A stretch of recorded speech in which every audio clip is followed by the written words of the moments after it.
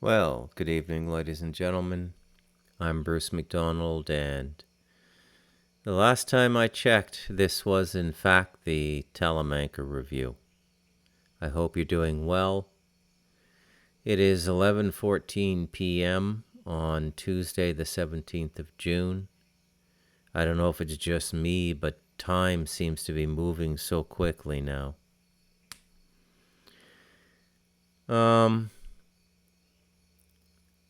I'm going to do a little podcast that I'm going to call Abrahamic skullduggery.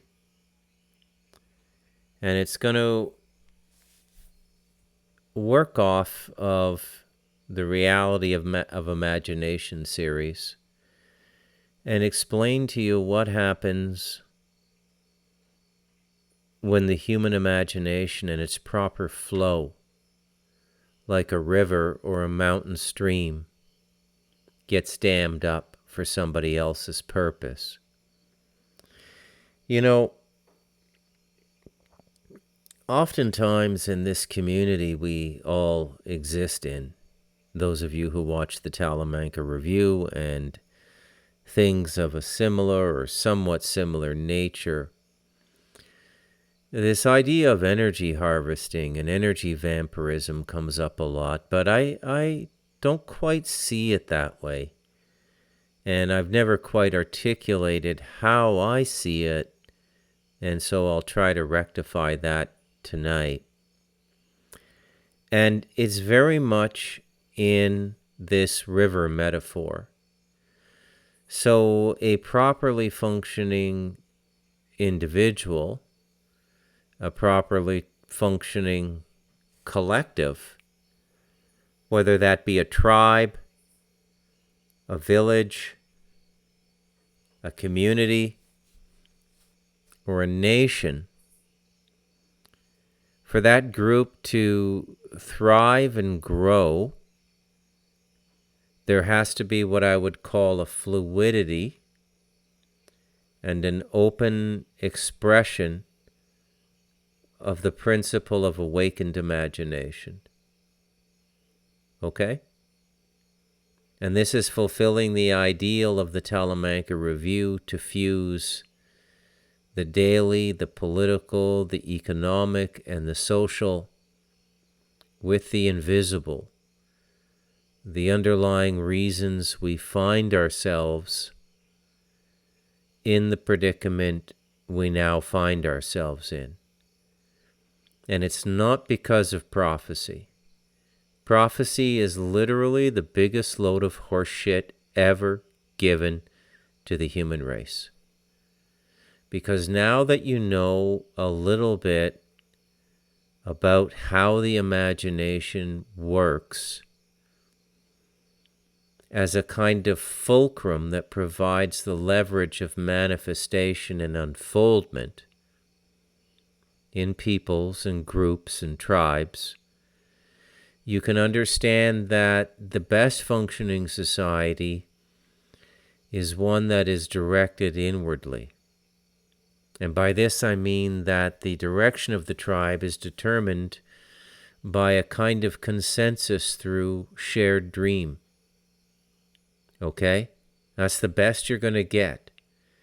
Where a group of people, and I'll use the metaphor of a tribe, because tribes are fairly small and they're easy to conceptualize.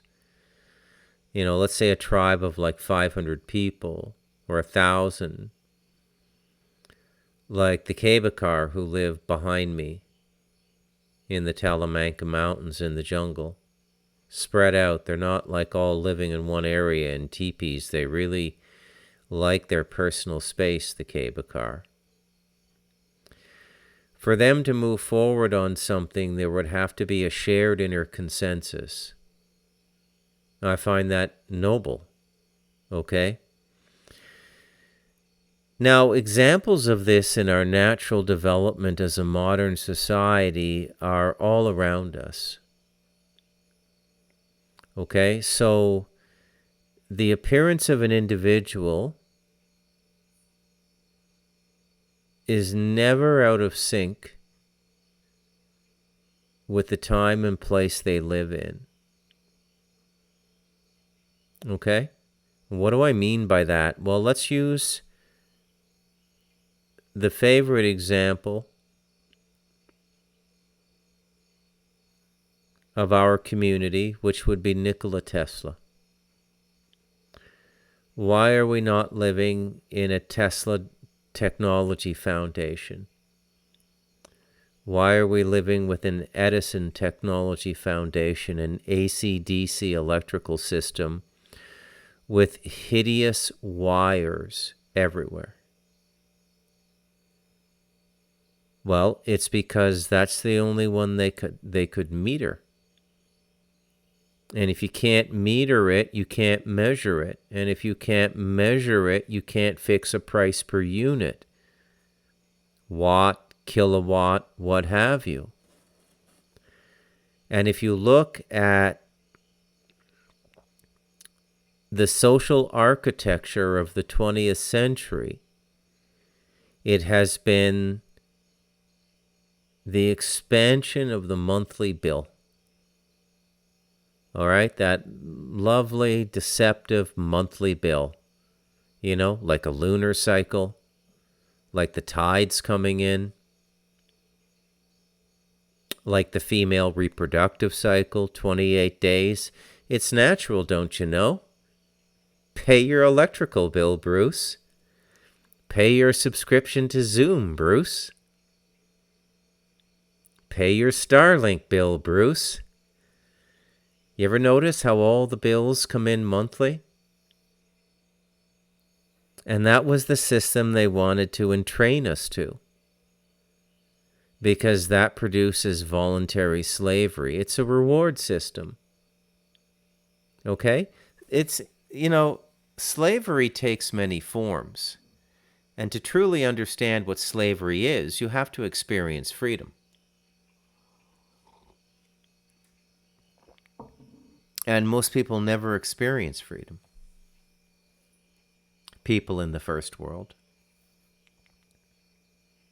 And yes, I do realize how bold my statement is. I get it. It's revolutionary. I'm not amiss. I'm not unaware. Okay? But I'm telling you the truth. Right? And the way they introduced this bill system was to make it attractive at first, and then it slowly creeps up on you over 3 or 4 generations, and you see it for the invisible shackle around your ankle that it is. You can't think. You're always worried. Where's the money coming from? You're in a constant state of fight or flight. That's what the modern capital system does. Right? And then we've glorified and made heroes out of the billionaires. You know, all these fucking assholes on Shark Tank and shit like this. Your Mark Cubans, your Elon Musks, your Peter Thiels, your Jeff Bezoses. What the fuck have they done for anybody? I mean, Tesla maybe a little bit, but I mean, he's not that super bright a guy. Okay?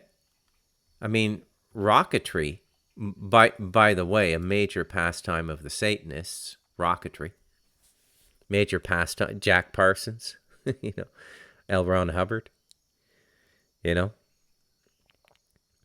Satanism and rocket fuel have always gone together. Okay? Shouldn't we be exploring other ways of moving around? Why would Elon Musk say on the Joe Rogan podcast he's not aware of any system of movement and transportation more advanced than the rocketry practiced by Tesla? Is he indirectly telling us that all of this stuff related to anti-gravity technology, Bob Lazar and Area 51 is complete bunk? Or is he completely out of the loop? It's just another layer of confusion. And that's what they want. They don't want you to know anything for certain. And the only way you can survive a circumstance like that without capitulating to your slavery is to have a connection with your own awakened imagination. And any imagination can be awakened to provide object data so that you know where you are, who you are, and what you are, which is all you really need to know when you're alive. And you'll never forget it. No dementia can take it away. Nothing can take it away once you really know who you are, where you are, and what you are. So the free flow of the imagination, okay, it should be positive, constructive. And I'm not saying that we don't need moral law.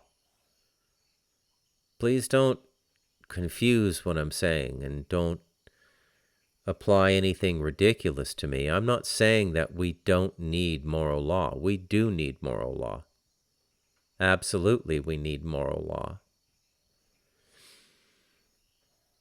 All right, but that should also be a consensus. It's very difficult for us to even get that consensus, moral law. You know, there's a rising group of people in the West and in other parts of the world as well that I feel want to legalize pedophilia, which I think would be devastating. Absolutely devastating to the society that did that. You know, you've got the Man-Boy Love Association. You've got a lot of pedophiles in power. In fact, I'd say most of them are probably pedophiles. Trudeau, Macron, Starmer, right? You got to wonder how that plays into this whole political situation in Iran and all this shit.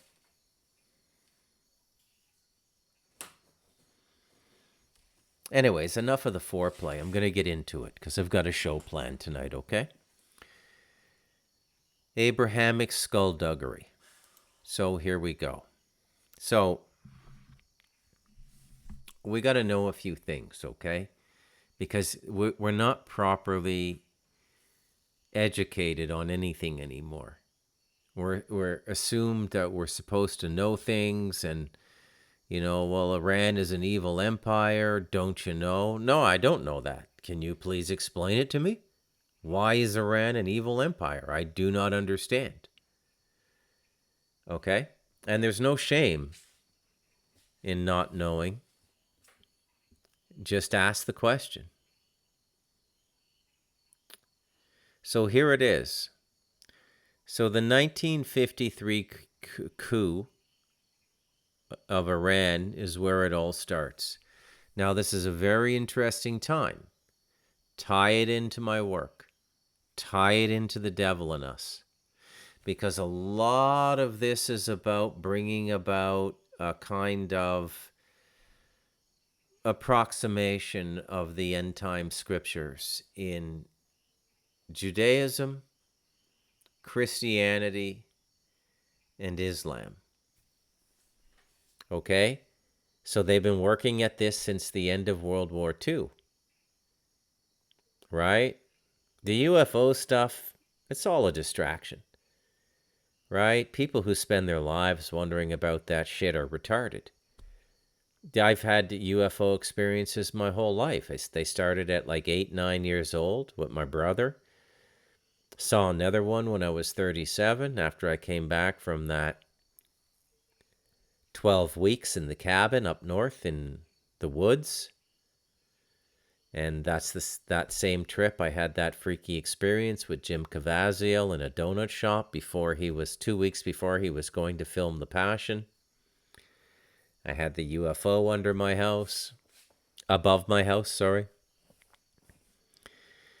I had my first direct consciousness engagement with another race in 2020. Spoke to them, communicated with them. Didn't change my life much. Didn't change my pizza recipe. Didn't change my marriage. didn't change my relationship with my dog. It's all just a bunch of bullshit. All right? It's real, but it doesn't fucking matter. Your job is to be human and to grow into a true human being. And a true human being is compassionate, loving, harmonious, and humble, and pursuant of the divine. That's what a human being is. You're looking to go beyond even the awakened imagination into the pure energetics of the human consciousness. And it gets energetic. All the symbolic languages fall away. All the visual interfaces, the dreamscapes, all the crystal cities, they all go away. And consciousness goes into pure energy. It's inexplicable, really. I don't know why I even try. I can't live there all the time, but I've been there. And it's real. Okay? So the United States, specifically the CIA, which would have been newly formed in 1953, right? So you've got 1947. I think you've still got the Office of Strategic Services. And this is a pivotal split, okay?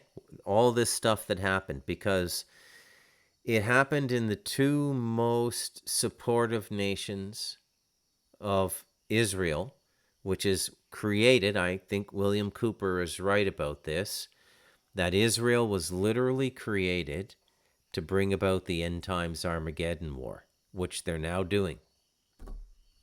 Okay? Take it, and it's not about the Jews. Okay? Do not make this about the Jews. That's the way they want you to react. They want us all turning on each other because it's easier for them karmically and in a number of ways if we kill each other and they don't have to kill us. So it's black against white, it's man against woman, it's straight against lesbian, it's Jew against Christian, it's Christian against Muslim, it's Muslim against Jew. Don't fall for it. It's all a bunch of shit. It's a corruption of the imagination. That's what these belief systems are. You know how I described imagination as a free-flowing river? Well, when you dam it up, you do that to produce energy from the river. That's what they've done to our collective consciousnesses, where the plurality of collective consciousnesses are the various tribal associations and religious and cultural associations we have. Okay? Now, if all of this is God's plan to bring about a post-cultural world in which there's one human culture, well, I would say that maybe this suffering and this calamity is just something we have to go through to get there. And the human agents are just working in a divine capacity. I know, eh? It's a difficult thing to hear. So the United States, and specifically the CIA and the United Kingdom, actively supported and orchestrated the overthrow of Iran's democratically elected Prime Minister Mohammad Mossadegh in 1953. Why? Why has the U.S. been doing all this stuff in Britain? Right? This trinity of terror that emerges after World War III. The Mossad in Israel in 47. They say 48 is the actual formation year of Israel, but 47 was the Nakba where they killed all those Palestinians and bathed in their blood. You get the formation of MI6 and you get the formation of the CIA. Mossad, MI6, and CIA is the trinity of evil on this planet. Those fucking idiots who do podcasts, former CIA people like Andrew Bustamante, he's a fucking idiot. He's either in on it or he's a useful idiot. Okay? See past it. So why did they do the coup? That's an excellent question. It was for the nationalization of oil. Mossadegh had nationalized the Anglo-Iranian Oil Company. which was largely owned by the British government, and it severely threatened British economic interests. Colonialism. Fear of communism. Both the US and UK feared that Mossadegh's government, which was seeking to align itself more independently, could fall under Soviet influence during the Cold War. What a convenient excuse that was, right? And it really is. All this phony duality is just convenient excuse, is what it is. It's the pablum of idiots, intellectual pablum. Restoring the Shah's power. The coup aimed to strengthen the autocratic rule of Shah Mohammad Reza Pahlavi, who was seen as a reliable ally for Western interests in the strategically important region. So the outcome? The coup successfully removed Mossadegh and cemented the Shah's power, leading to decades of close U.S.-Iran relations under the Shah's increasingly authoritarian rule. It's not like we haven't seen that anywhere in the world before, have we? That's almost the motif of the United States, the CIA, and MI6, and the Mossad, really. Well, the Mossad just kills you. They don't want to work with you, right? And this event deeply impacted Iranian public opinion and contributed to widespread anti-American sentiment that would later fuel the 1979 revolution. Okay? Amazing.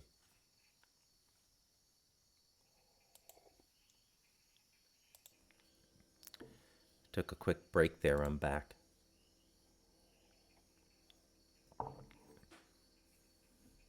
So the anti-American feeling in Iran was the result of 24 years of dictatorial and authoritarian rule under the Shah, who was supported by the U.S., okay? So the 1979 Iranian Revolution. Now, the U.S. did not support the overthrow of the Shah.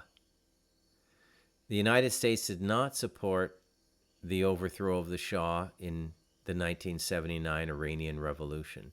In fact, the U.S. had been a strong ally and supporter of the Shah for decades. So the question then becomes, why did the U.S. not intervene to save the Shah in 1979? Well, human rights concerns. The Carter administration. Remember the peanut farmer who's been in a state of almost complete penance ever since he left the White House? Habitat for the homeless, swinging a hammer in his 80s. That's a penitent man. Okay? That is a man with a deeply afflicted conscience, which clearly suggests that he was human. Okay? Not so many of the leaders are human anymore. We're well into this, whatever it is, hybridization program with extra worldly consciousness or demonic or whatever it is. I don't even know, but it's not human. I don't need to know all the details. That is an affectation of this cult of mind that we've built up in the 20th century. You know, when an animal's moving through the jungle here and looking for food, it determines everything by its nose. Oh, I shouldn't eat that. It's not good for me.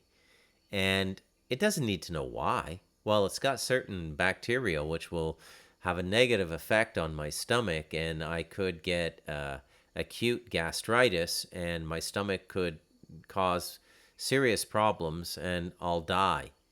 You know, a jaguar doesn't need to know that. You just need to know what you need to know to keep flowing through your life. Okay? The cult of the mind, it's just perverted everything, in my opinion anyways. So President Jimmy Carter's administration had a strong emphasis on human rights, while the U.S. had long overlooked the Shah's repressive tactics due to his strategic importance. The growing human rights abuses under his regime made it increasingly difficult for the Carter administration to offer unwavering public support. Now, this ironically emboldened some opposition elements. Intelligence failure and misjudgment. U.S. intelligence agencies largely failed to predict the scale and intensity of the revolutionary movement. Wow, failure in U.S. intelligence. They consistently underestimated the popular discontent and the strength of the religious opposition led by Ayatollah Khomeini. And this meant policymakers in Washington were not fully prepared for the crisis. The Shah's deteriorating health and indecision. The Shah was terminally ill with cancer, which affected his decision-making during the crisis, and he became increasingly indecisive and at times paralyzed by events, making it difficult for the U.S. to formulate a clear strategy to support him. Post-Vietnam War fatigue. The U.S. public and political landscape were still heavily influenced by the Vietnam War experience. And there was little appetite for direct military intervention in another complex foreign conflict. Right? Belief in internal resolution. Some within the Carter administration hoped that the Shah could implement reforms and work with more moderate opposition figures to save his regime, rather than resorting to extreme measures. There was also a reluctance to be seen as directly interfering in Iran's internal affairs to prop up an unpopular ruler, especially given the history of the 1953 coup. Rapid pace of events. The revolution unfolded quickly, making it difficult for the U.S. to react effectively. And the perceived weakness of the Shah. As the protests grew, the Shah's own military and security forces began to fracture, and his grip on power weakened significantly. Now, the U.S. recognized that simply providing military aid might not be enough to turn the tide against a widespread popular movement. So in summary, while the U.S. actively engineered the return of the Shah in 1953, it did not support his overthrow in 1979, and rather a combination of human rights policy shifts, intelligence failures, the Shah's own struggles, and domestic U.S. factors led to a situation where the U.S. was unwilling or unable to effectively prop up its longtime ally against the revolutionary tide. Very interesting little history there. And it's absolutely critical that this be understood. Okay? Absolutely critical. What happened in Iran, because they are victims of American or British colonialism, Anglo-American colonialism. Now, couple that with their ongoing support, the Anglo-American support of Israel, and it just adds fuel to the fire. There's no other way to put it. That's the only way to put it. Now, flash forward to our time, 2025. Okay, this is like 1953. It's like 77 years ago that all of this went down. 77 years ago. The 1953 installment of the Shah and the overturning of a democratically elected government in Iran, who was going to nationalize its oil supply. Very interesting. Now, the revolution in Iran was a religious revolution, and the Ayatollah Khomeini was a religious leader. Very powerful figure, from all accounts. I watched a number of documentaries about him over the years, and the CIA could not figure out any way to get to the guy. He prayed hours a day. He lived on a diet of like onions, garlic, and yogurt. Very strict Islamic diet. They have dietary regulations in the Islamic world as well. Like most religious communities have some form of dietary regulation. And completely an inaccessible figure and a genuine religious figure. Okay? Now I'm not saying that you need to believe that Islam is real and the prophecies of Islam and the teachings in Islam are real. What I mean is the Shah and the people around him, they believe it. They're not faking. They're not Joel Olson. They're not bullshit Christian pastors. They're not the cardinal colleges. They're not secretly doing, to the best of my knowledge, they're not secretly doing dark rituals. I don't think they're in on this. Okay? I think they're true believers. There may be, I don't know, there might be some agents in there. I don't know. It's hard to say. Hard to say. So now what we have to understand is the end times. How this strain of Islam and this chapter of Abrahamic skullduggery explains the end times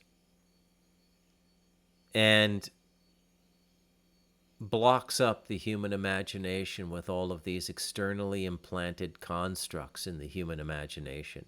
And a belief system is an externally installed construct in your imagination.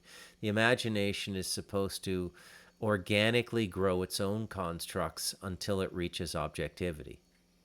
That's the spiritual growth of the imagination. To work in reverse and have it imprinted and entrained by a series of texts is just about the most anti-spiritual thing I can imagine. And that goes across the board for all of the Abrahamic religions.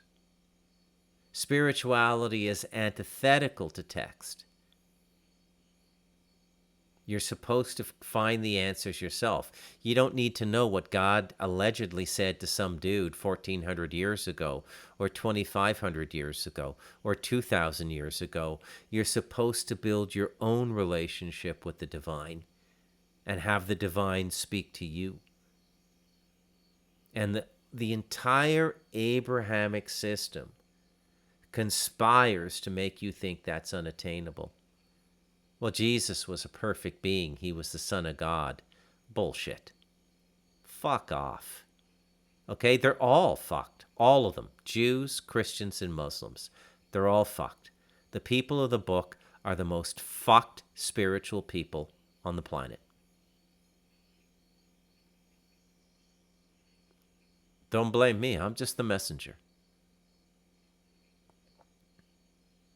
So in Shia Islam, as it's interpreted by Iran, the end times prophecy is intrinsically linked to the return of the Mahdi, the 12th and final Imam.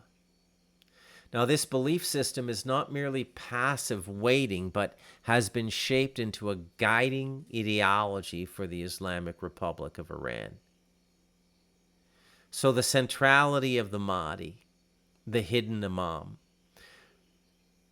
For 12 Shias, the Mahdi, Muhammad al-Mahdi, is believed to have been born in 868 CE and went into a major occultation, which is a divine disappearance, in 941 CE. He is considered to be alive and divinely guided, but hidden from ordinary sight.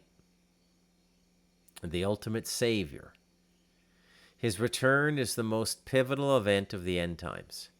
He is prophesied to reappear, to cleanse the world of injustice and tyranny, establishing a global government founded on peace. There's that global government again, right?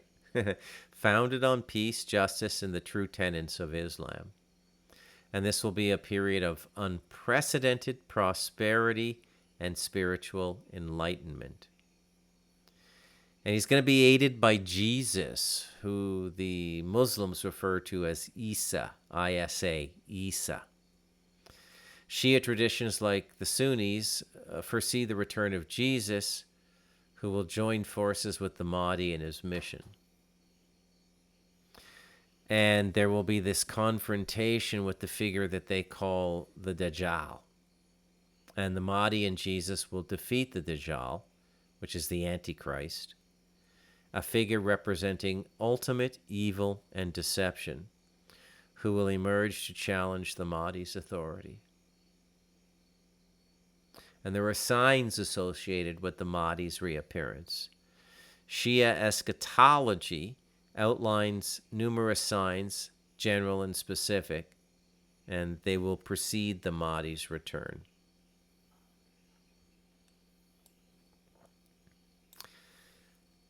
So there will be, the signs are widespread corruption and injustice, a general state of moral decay, societal breakdown, rampant sinfulness, and pervasive oppression across the globe. And this is often cited as the primary general sign.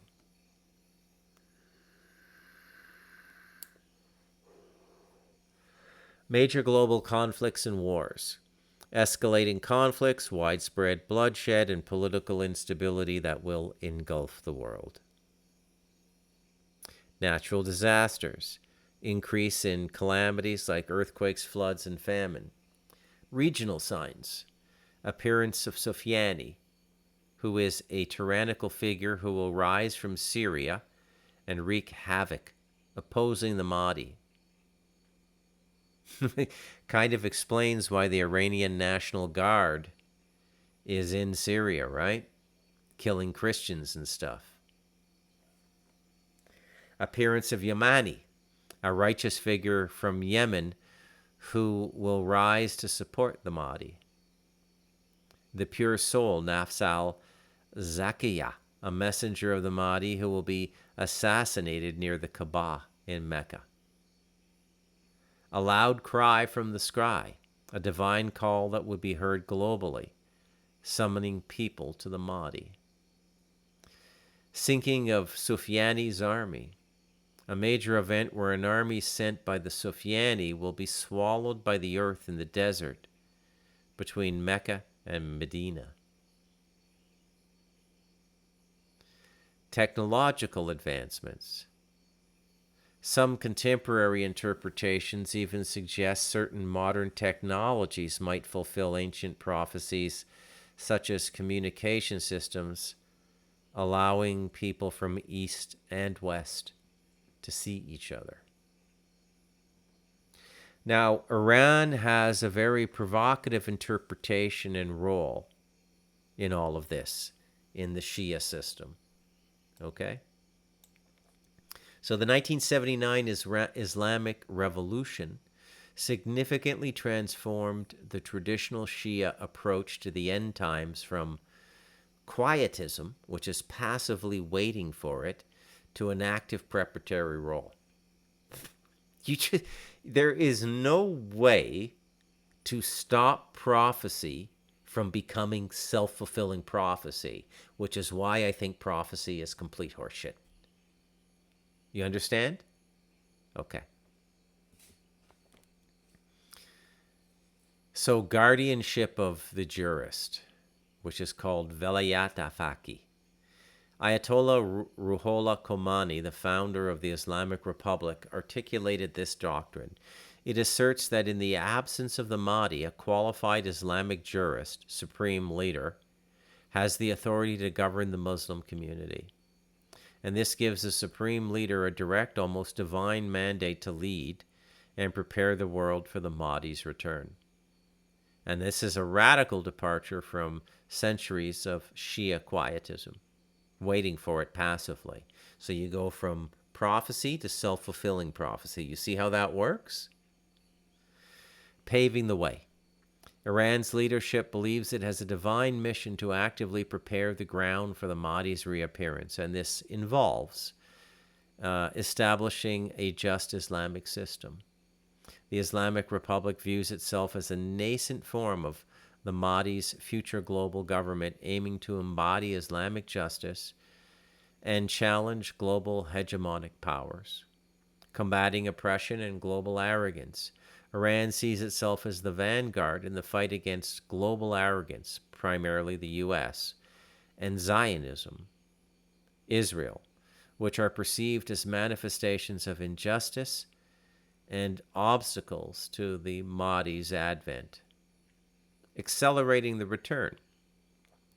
While ultimately God's decision, some within the Iranian establishment, particularly hardline elements in the Islamic Revolutionary Guard Corps, IRGC, hold the belief that their actions, including promoting regional resistance and creating chaos for the enemies of Islam, can somehow hasten the Mahdi's return. This fuels their strategic decisions and proxy wars. Destruction of Israel. A critical component of Iran's end-time narrative, as previously discussed, is the belief that Israel must be eliminated. Iranian leaders frequently refer to Israel as a cancerous tumor that needs to be uprooted.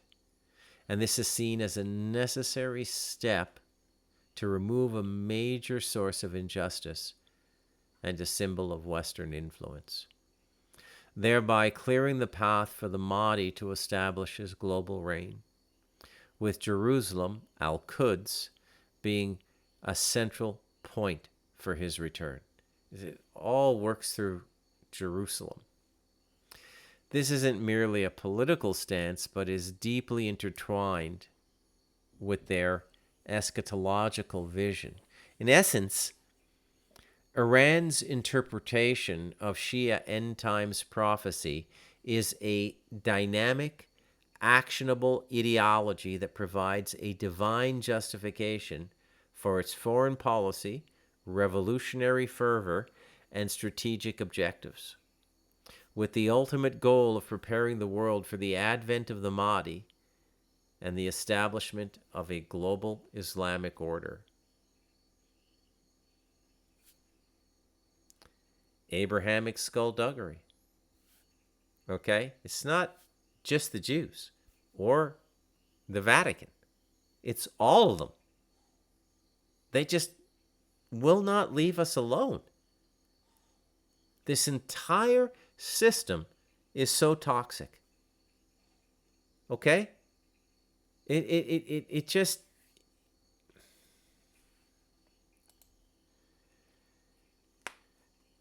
Yeah, so let's go into the whole Israel thing a little bit more, okay? Because it's really important.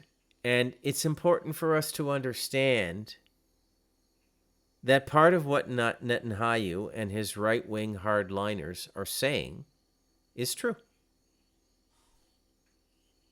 It just is, okay? So when I get a little shitty on the podcast and I go on a little bit of a Jew rant that sounds like anti-Semitism, you can just see it as an anti-Abrahamic rant. The whole fucking system is rancid. Prophecy is a horrible system of spiritual containment of the human imagination. It's horrible. It's anti-enlightenment. It's anti-illumination. It's anti-freedom. It's reptilian and Palladian. And I don't think the Palladians are really our friends. Fuck off, Barbara Marciniak. Right? I don't think they're really our friends. I don't think any of these extraterrestrials give a shit about us. Only to the degree that the vibration and frequency we create on this planet, this dimension, in this realm, affects them. What's in it for them? How's this going to affect them? How is their portfolio going to be affected? Okay?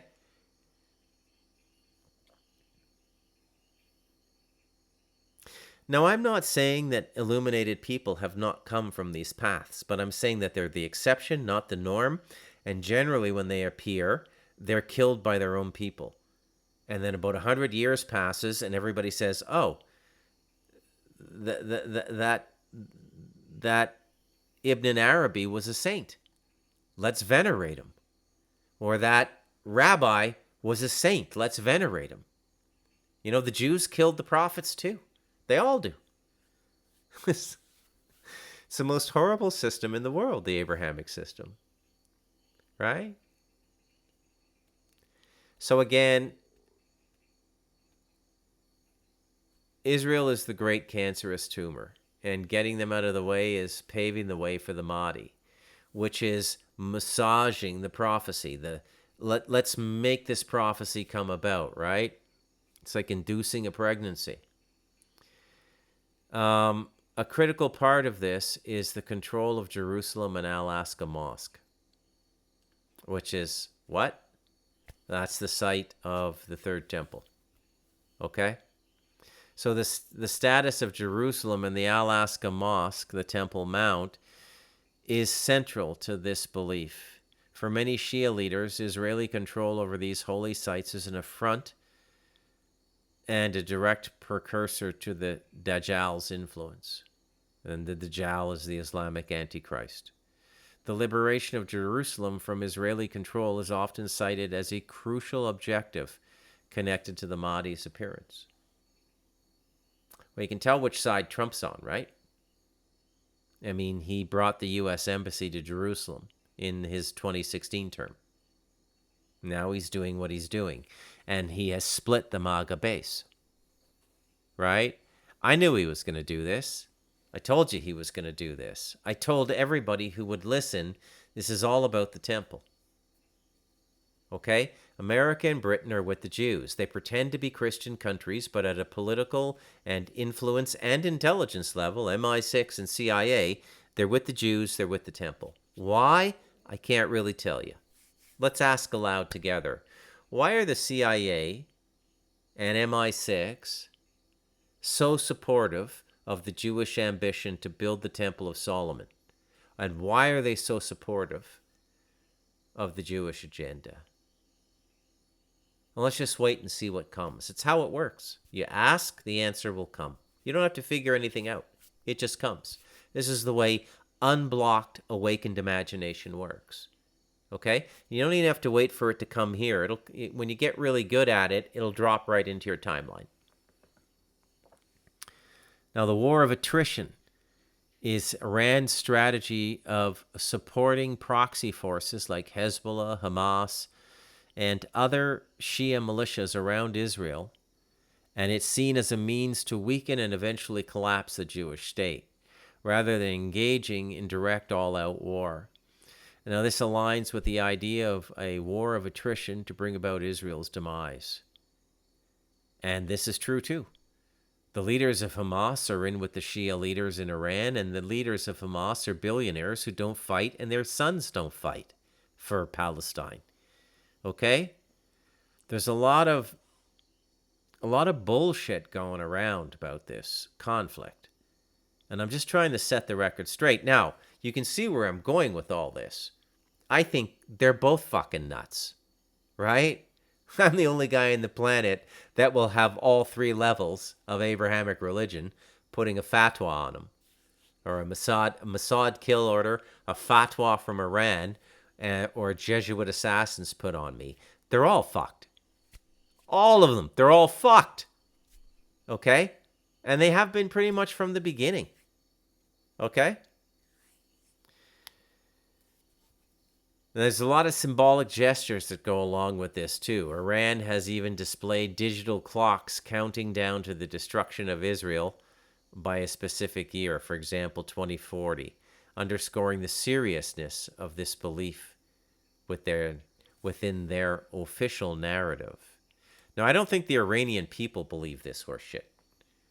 I think it's just, the way we don't believe what these fuckers are doing in Washington or Ottawa. At a people level, we're all the same now. We're all getting fucked over by concentrated little 0.01% power centers in our societies. 0.01% of the population, which would be 1 in 1,000. It might even be 0.001, which would be 1 in 10,000, or even less, 0.0001, which would be 1 in 100,000. And we're all getting fucked over the same way. Doesn't matter whether you're living under some thug leader in an African nation who abuses his people, or you're under Mark Carney in Ottawa, or you're under the Donald in the United States, or you're under Bibi in Israel, or you're under this fucking nutcase, the Ayatollah in Iran. That's the one thing, the one commonality we all have in this point of history, this fucking Abrahamic skullduggery, is we're all getting fucked by elites in our societies. Are they all working together? It's possible. I don't know for sure. I can't cover everything in one podcast. Tonight's podcast was just Abrahamic skullduggery. I'm Bruce McDonald. Peace out.